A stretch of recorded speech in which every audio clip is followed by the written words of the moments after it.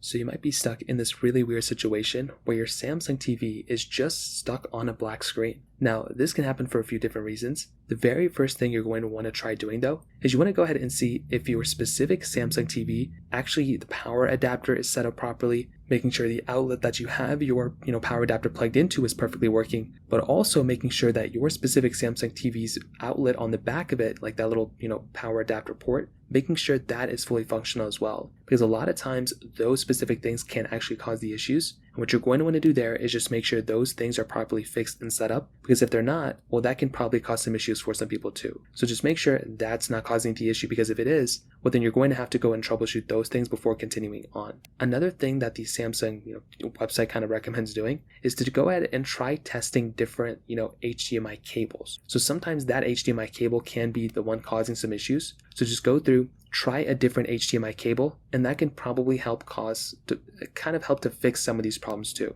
Again, it's not a guarantee, but it's another thing you can try doing too. On top of that, if you're seeing that your Samsung TV is perfectly working until you switch to a different outlet, like if you switch to a different source, again, that's another sign. It could be the HDMI cable. It could be the other thing that you're trying to do.